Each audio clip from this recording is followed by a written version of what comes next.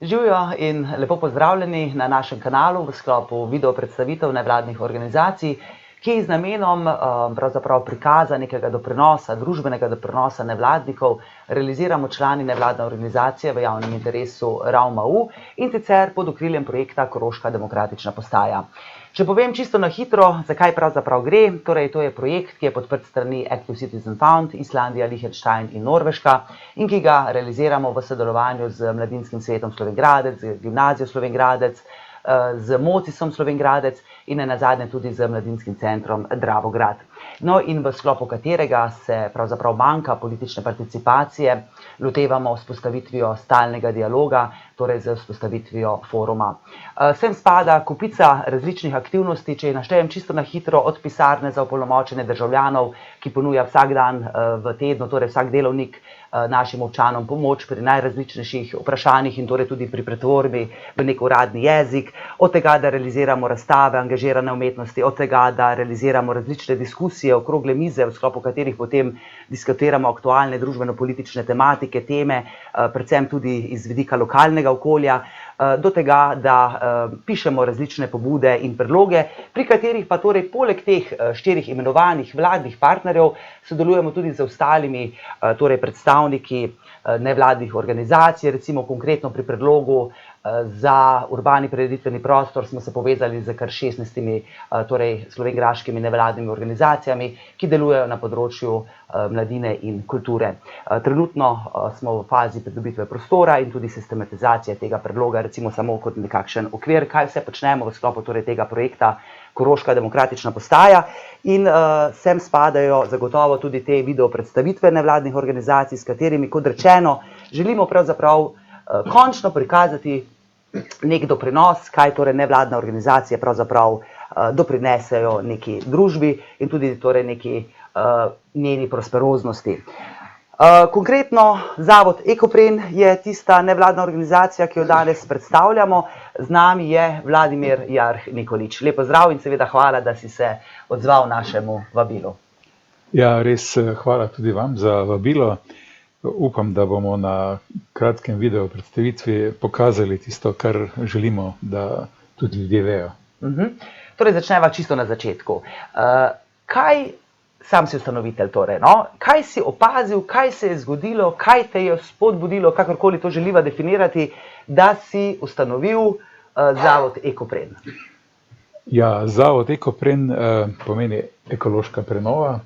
Ta Zavod Ekopren je nastal pravzaprav zaradi vseh delovnih izkušenj, ki sem jih imel do tega, ko sem prišel do točke, kjer sem šel v pokoj, oziroma v penzijo, kako se to boljše reče.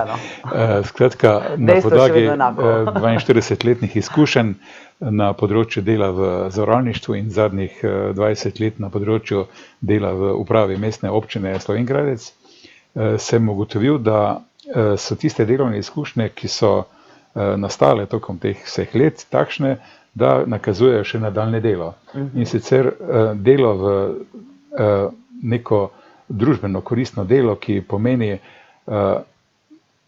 to, da se recimo kot oseba lahko angažiram, da pomagam družbi k razvoju. Torej ustanovitev je bila leta? Ustanovitev je bila leta 2013. Tako? Seveda z odhodom v pokoj. Sama ustanovitev ni imela nekih posebnih težav pri formalizaciji. V skladu s predpisi se je ustanovila neprofitna organizacija Zavod Ekopren, s področji dela, kot sem omenil, za recimo varstvo pred nesrečami, trajnostna mobilnost, povezovanje med raznimi inštitucijami, potem povezovanje med nevladnimi organizacijami, ki pomenijo velik doprinos k samemu delu. Ekološka prenova je torej tista neka glavna točka, če sem pravilno razumela, recimo vašega namena oziroma cilja delovanja, če govoriva konkretno o Zavodu Ekopren. Bržkone obstajajo tudi neke podtočke. Da, te podtočke so v glavnem trajnostna mobilnost in pa varstvo pred nesrečami. Področje trajnostne mobilnosti je še kar obsežno, obsega razne dejavnosti, kot so recimo spodbujanje kolesarjenja, spodbujanje pešhoje, Potem sodelovanje v projektu oživljanja mestnega jedra, ki je ena izmed ključnih točk za sam razvoj v naši lepi mestni občini Slovenj Gradec. To pomeni, da želimo z našimi aktivnostmi, povezanimi skozi trajnostno mobilnost, pripeljati čim večje število ljudi v mesto, da se v mestu vedno nekaj dobrega dogaja. To je bil nekako začetek, nek uvod več projektov, torej, ki so vezani na to trajnostno mobilnost, na dejansko varstvo v prometu oziroma pod sklop ekološke prenove se je skozi leta pravzaprav realiziralo in nekateri izmed teh so nekako postali tudi trajnica. Lahko Vlado morda malo več o samih projektih, kako so se razvijali, kateri so tisti, ki so morda še posebej za izpostaviti? Ja, to je res zanimivo. Znotraj te trajnostne mobilnosti je eden izmed projektov, ki je zelo odmeven, to je akcija ali pa projekt S kolesom v mesto.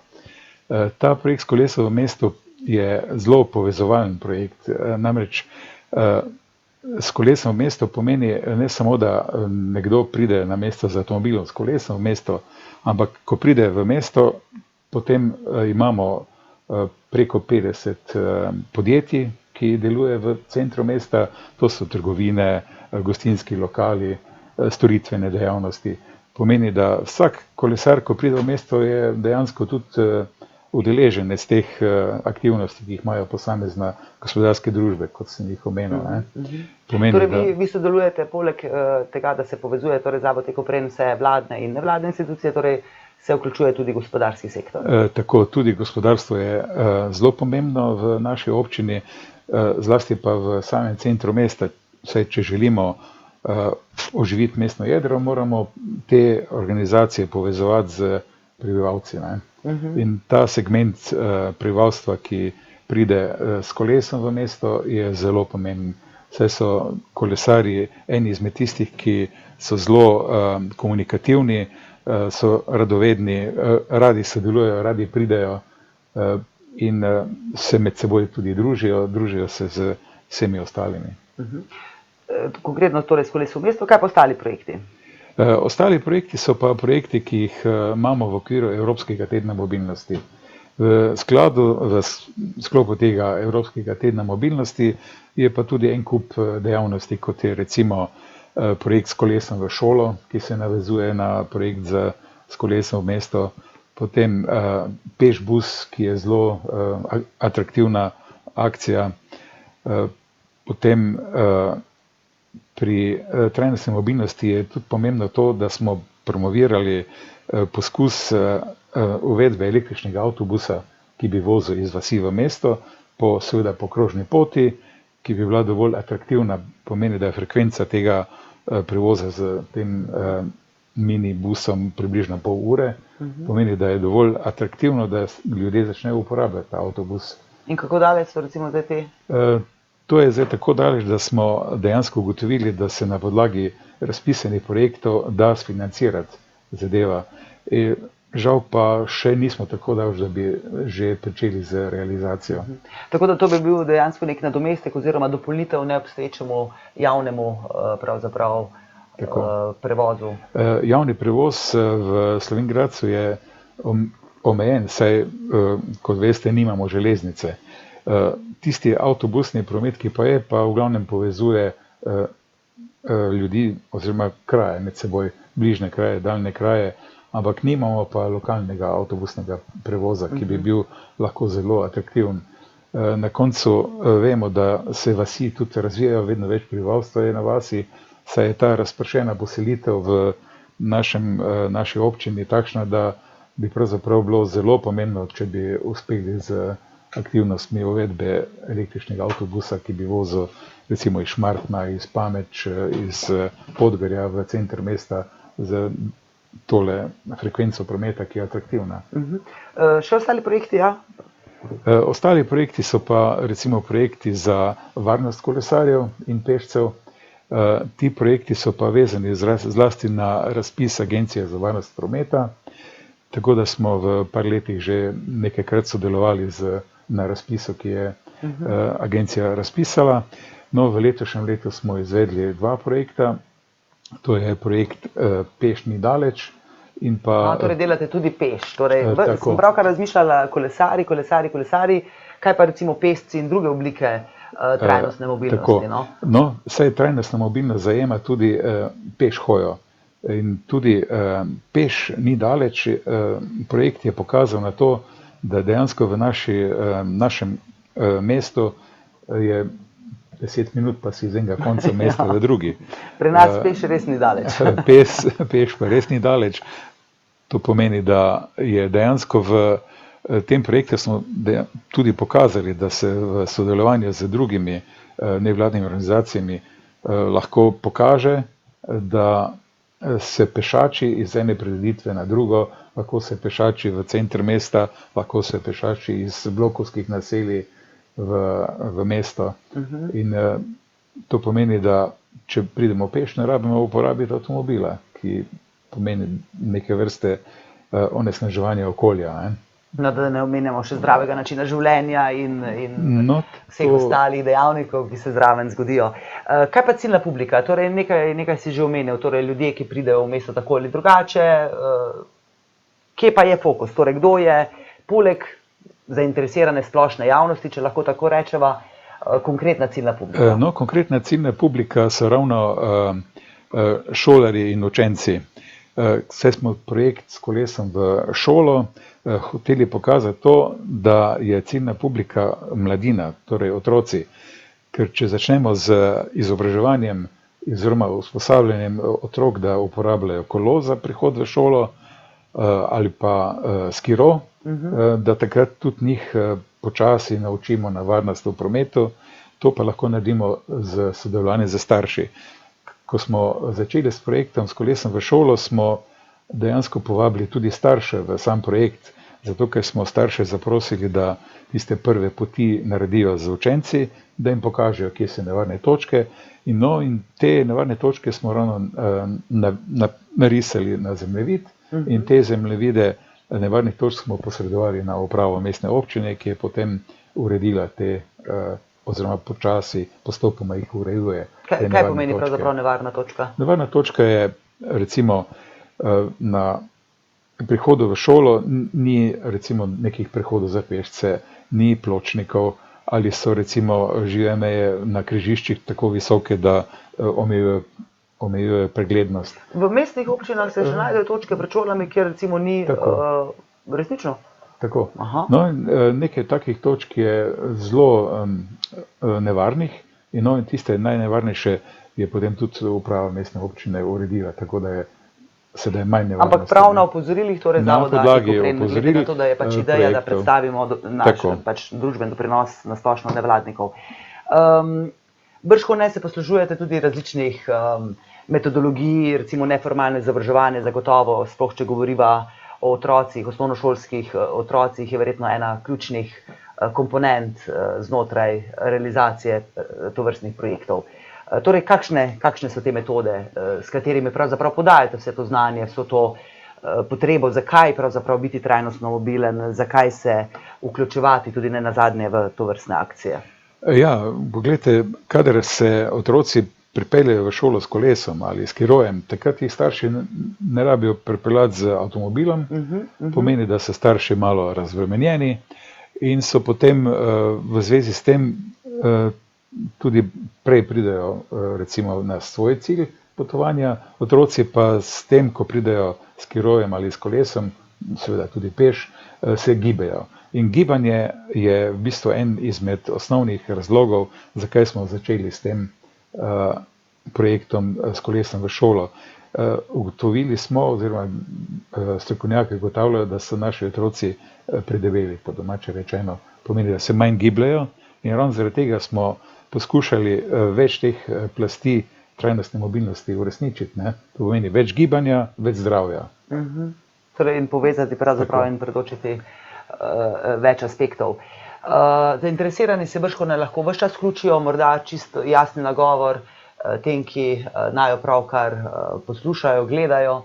Torej, kaj vse lahko nekdo, ki je zainteresiran, počne v zavodu Ekopren, na kakšen način seveda se vas lahko kontaktira, Ja. mislim kot organizacijo ali tebe, Vlado? Zelo pomembno je sodelovanje z ljudmi, ki želijo pomagati. In sicer mi imamo kontaktno številko, telefon je 051 320 984, potem elektronski naslov je vlado@ekopren.org in pa seveda najpomembnejši osebni kontakt. Tisti, ki želijo pomagati, lahko sodelujejo recimo pri pregledovanju šolskih poti, pri spremljanju otrok v šolo, pri recimo izdelavi šablon, s katerimi smo na pločnik narisali napis Peš ni daleč, potem pri tem, da lahko pomagajo tako, da razne table obešajo, tiste, ki so sestavni del projekta. In potem Ali morda celo kakšne ideje, recimo za kakšne? dobimo tudi kakšne ideje od posameznikov. Res, da smo posamezne ideje od posameznikov tudi pobrali v naš projekt in smo poslušali, kaj ljudje želijo. Ker če ljudje želijo priti po krajši poti, povejo, aha, krajša pot bi recimo lahko bila med bloki pa levo in desno, in takrat potem povemo, da so tam dobre poti, ki so dovolj varne. In da je tudi nek splošen interes. Tako, torej po da se neki... splošni interes in da se poslušamo drug drugega, to je bil osnovni namen. Katere torej uspehe svoje bi sam izpostavil, uspehe seveda privat kot ustanovitelj torej zavoda Ekopren, predvsem pa iz vidika recimo zavoda Ekopren. Konkretno recimo ta najstarejši projekt, ki si ga že omenil s kolesom v mesto, je doprinesel tudi k pridobitvi nekaterih nazivov, tudi za našo mestno občino nenazadnje. No? Res je, mi smo v letu 2016 sodelovali v Evropskem tednu mobilnosti in smo v okviru tega Evropskega tedna mobilnosti imeli celo paleto dobrih akcij, in ravno zaradi vse te palete dobrih akcij, ki so medsebojno sodelovale, smo dobili na koncu tudi v letu 2016 nagrado na nivoju Slovenije, da je potem ministrstvo izbralo najboljše akcije, najboljše mesto, ki je sodelovalo v Evropskem tednu mobilnosti. Torej smo dobili priznanje za najbolj uspešno akcijo v letu 2016. Za kar je zagotovo torej, doprinos zavoda Ekopren. Eden izmed mnogih, kaj bi še lahko recimo definirala kot zadnje vprašanje oziroma zadnji razmislek, kako vidiš svoje društvo, kako vidiš nenazadnje tudi društva, s katerimi sodeluješ, te interakcije med vladnim in nevladnim sektorjem, nenazadnje tudi v povezovanju z gospodarsko dejavnostjo, kot si sam dejal, ki je ena praksa torej vašega društva. Kako bi definiral neki družbeni doprinos, kako bi definiral, zakaj pravzaprav potrebujemo neke nevladne organizacije, zakaj je tudi smisel pravzaprav prisluhniti in jih tudi vključevati, nenazadnje tudi pri določenih odločitvah, tako na nekem lokalnem kot na seveda državnem nivoju. Ja, pomembno je sodelovanje nevladnih organizacij med seboj in pa z samimi uradnimi strukturami, kot so ministrstva, kot je uprava mestne občine. Tukaj je šlo pravzaprav za to, če se medsebojno povežemo, če najdemo skupni interes, recimo gospodarstva, to je lokalov v centru mesta in pa vseh udeležencev v prometu ali pa drugih obiskovalcev mesta. To povezovanje ravno pokaže na to, da je smiselno sodelovati med seboj, in tudi ko ljudje pridejo v mesto, v centru mesta, se tudi mesto razvija. Razvija se ne samo to, da ljudje pridejo, ampak da v mestu uživajo tisto, kar mesto lahko ponudi. Imamo celo paleto dobrih manjših trgovin v mestu, zelo simpatičnih lokalov, v katerih lahko ljudje posedijo, se medsebojno pogovarjajo in pa ugotavljajo, kaj vse je dobro v mestu, ne samo tisto, kar je mogoče trenutno malo slabše. Hvala lepa, Vlado, za vse povedano in predvsem za tvoj družbeni doprinos, ne le tvoj, torej konkretno zavoda Ekopren. In seveda še na mnogo uspešnih in pravzaprav družbeno angažiranih projektov. Hvala lepa za povabilo. upam, da so ljudje vsaj okvirno ugotovili, da se splača medsebojno sodelovanje in pa vabljeni na moje telefonsko številko in elektronski naslov z novimi idejami, z tistim, kar ljudi zanima, da skupaj lahko nadaljujemo. Hvala lepa. No, seveda pa hvala tudi vam za vašo pozornost. Se kaj kmalu srečamo ponovno na našem kanalu, že v prihodnjih predstavitvah nevladnih organizacij. No, do takrat pa bodite aktivni oziroma bodite raje proaktivni. Srečno. Hvala lepa. Hvala, Vlado. Hvala.